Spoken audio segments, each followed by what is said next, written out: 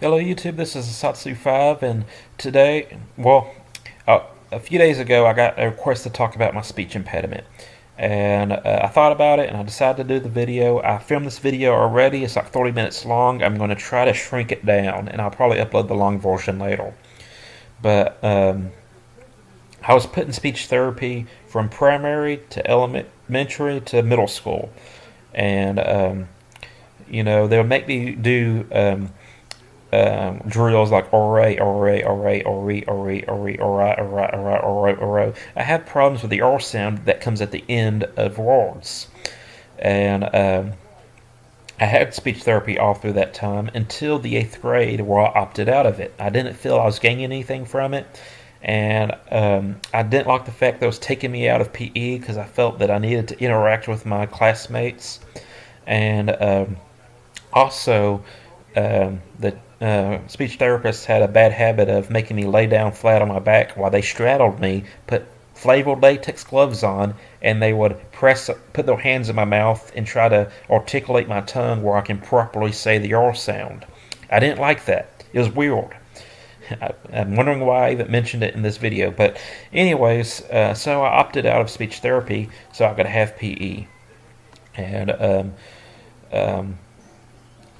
the speech impediment has really affected my learning academic career. My academic career. It interfered with my learning, which is not proper grammar, but it interfered with my academic career.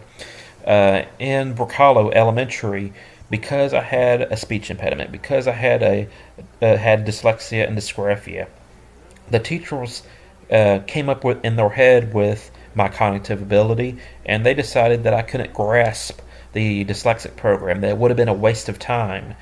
And even in the 4th grade, I pretty much skipped the 4th grade because the teachers refused to teach me. In my homeroom class, they would put me outside with the other dumb students, and we'll play cards all day. Goldfish. I got pretty good at Goldfish while I was in the 4th grade because that's all I did. I took my kind of remedial classes, and then when I went to homeroom, I did nothing. So I didn't get introduced to those academics concepts that the other students got introduced to. And when they finally put me in the dyslexic program in the 5th grade, the teacher was constantly complaining about how I was slower than everyone, that I was interfering with the other kids' free time to play board games on Fridays because I was just too slow. And even some of the kids in that dyslexic program started making fun of me because, I wasn't as fast as them. And that's because I wasn't introduced to the concepts that they were introduced to, and they refused to put me in the dyslexic program until my last year in elementary. And I ended up leaving the dyslexic program in Bracalo and going to a private school to get tutored by a dyslexic therapist at a private school that I didn't attend. And the reason why I'm telling you this story is it wasn't bad enough that I had dyslexia and dysgraphia, but the speech impediment just kind of completed the picture for the teachers to give them an excuse not to teach me. And I kind of hold that against them. And my school career didn't start to improve until middle school when I changed school districts and I actually had teachers that cared about me. And, I was still a big target to be bullied. I was bullied a lot, and I would solve those problems myself because I found that teachers were insufficient in solving those issues. And I stopped being bullied from my graduating class because of some of the things I did in junior high, but I was still bullied by people outside of my graduating class. And I eventually gained their respect or fear. And that's not bragging, it's just what happened. And high school was a magical year for me. I was talking to people. I still had some social issues that made things difficult for me to socialize with people. I had a break-in period, and there was very few people that I introduced myself to. Most of my friends were introduced to me by someone else that I knew, and I appreciated having that buffer person, the person that knew both of us, that I can kind of shadow and they can set the stage for me. What really helped was working at Academy. At Academy, I had to. It forced me to interact with customers, which was pretty easy because it was a subject I was relatively knowledgeable about, and we talked about that subject. It wasn't very personal. And then there was the coworkers I had to interact with. That was a little bit different. I had a break-in period. I didn't often talk to my coworkers voluntarily. They came to me and talked to me. And when they first started talking to me, I was like, I didn't say this, but I was thinking to myself, why are you talking to me? What do I have to offer you? Um, and it took me a while to realize that people are just friendly. Some people just want to chill. And I eventually got used to talking to those people and I would socialize. But even today, socializing on an interpersonal level is very scary for me. If I'm at a bar, if I'm at a party, if I'm at some kind of gathering, um, I usually shadow the person that I know the most and have them as a buffer. And if I don't have that buffer, I'm usually pretty silent. And I don't really talk a lot. I don't really interact with people a lot because I'm trying to, because I'm scared. I don't. I'm afraid of what they might think of me when they hear me speak. And so interacting with people is a scary subject for me. I can get on stage, I can give presentations, I can give speeches, I can act. I was in one act play, and that was relatively easy for me. You have this big audience, but you don't ever have to look at the audience when you're giving a speech. You can look over them. You don't even know that audience is there. It's no big deal for me to be on stage, but being in a small group where you're mingling or you're interacting with people on a personal level, you're talking about personal things, you're talking about yourself, you're talking about them, that is a scary situation for me. It's not like, oh crap, I'm scared. It's like I am constantly reevaluating what I'm saying. I'm very self-conscious. um, the best advice I've ever gotten that's very hard for me to enact is if you don't have confidence, fake it.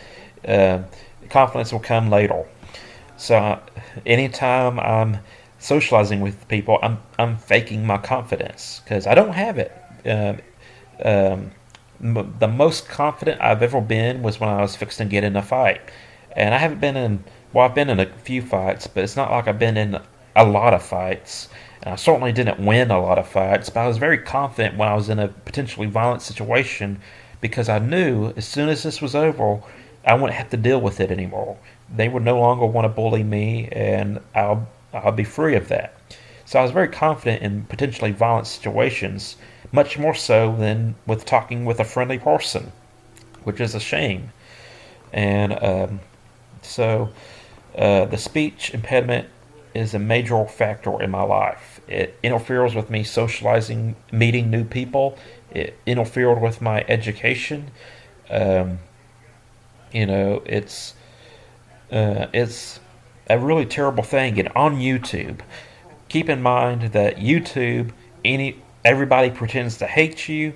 In general, you get trolls, and people become the most evil and hateful people in the world when they don't have to talk to you in person. They can just type whatever they want to say. I guarantee you these trolls will not say the things that they said if we were talking face to face.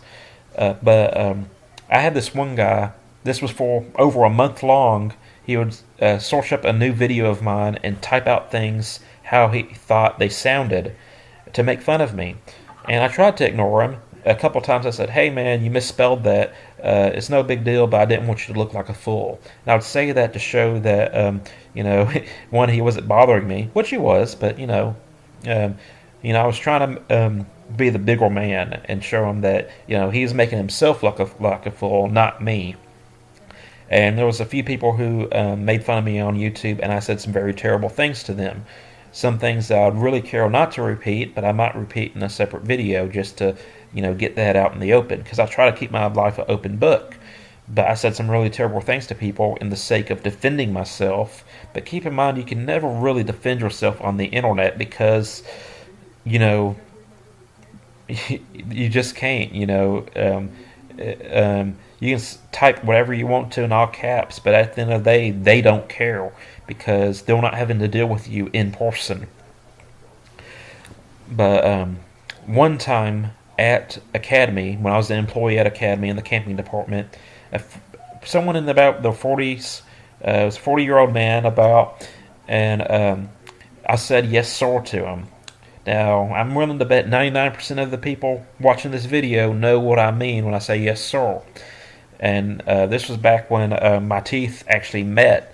My speech got a little bit better because I had braces and they took the braces off, but my teeth shifted after they took the braces off. Now my teeth don't meet, so my speech impediment kind of got a little bit worse, but not quite as bad as it was when I was younger. But I said yes, sir. And he goes, yes, sir, yes, sir. What is yes, sir? And this ticked me off. I got a real deadpan look in my face. I said, I have a speech impediment. Do you have a... Let me repeat that. I said, I have a speech impediment. Do you have a problem with that? If so, I can find someone else to help you, or I can get a manager. And he started getting really defensive. He's like, no, I didn't mean it like that. I meant you sound foreign. I was like, okay then. May I help you? And this was the only time at Academy, when I worked at Academy, that I felt like hitting someone. Keep in mind, I had a guy bow up to me at Academy. There was a counter in between us, and that's a separate story. But I didn't feel like bowing up to that guy. This guy, who I was face to face with, he was trying to oppress me. I really wanted to hit, and you can't do that as an adult. There's been a few times as an adult that I really want to hit someone, and this was one of them. But I chewed him out in the most respectful and professional way possible, and I was like, do I need to get someone else? Would you like to talk to someone else who can speak correctly? And I didn't have any issues after that.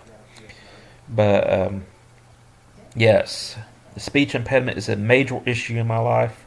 A friend of mine has a relative who's a speech therapist or has something to do with that. And I asked her about getting into speech therapy again, and she said the oral sound is the oral speech impediment is the most difficult speech impediment to get rid of. It's very expensive, and insurance doesn't cover it. So that's kind of out of the question for me. And I also don't like to have the speech impediment with the oral sound because I'm trying to learn Spanish. And so far, I can't trill my R's. I can't roll my R's. I taught people how to roll their R's without me, myself, being able to do it, which is very frustrating. And so it's interfering with my language learning ability. But yes, a lot of times I wish I was foreign. Yes, the speech impediment has impacted my learning ability because teachers perceived me as being something that I'm not. And they decided to cast me with the other students, the dumb students, and they used it as an excuse not to teach me. I love the public school system, not because of the experiences that I have, but I love the concept of free education. And I love learning. I love learning new facts. I love learning things about science, history, vocabulary. I love learning, odd information, factoids. And, even though I had a sucky school experience, I love the fact that people come to me when they have questions. I love being the teacher. I wish I was a teacher, but college doesn't agree with me. I don't mind going to college, and I love learning, but college doesn't agree with me, so I can't be a teacher, except here on YouTube. And I think I'm going to end the video right now. Just to recap, having a speech impediment sucks. It's interfered with my education. It's interfered with my social life. But I'm going to leave you with this quote that I wrote myself. I'm quoting myself when I was going through some depressing times. And that is, sometimes friends and family can't pull you from the darkness. One must live for the shimmers of light from the coming storm. Meaning that life can get very dark, but there will always be light, even if it's the lightning. That's what I meant by the shimmers of light. I was trying to be poetic. So, yeah, I wrote that because I was going through a very depressing time, and that was something I came up with. So, hopefully, that can help you. If you have a speech impediment and you have any questions, feel free to write them down. If you have a comment, feel free to write it down. I'm looking forward to your feedback, and thank you for watching. I'm a Satsu 5, and I'm out.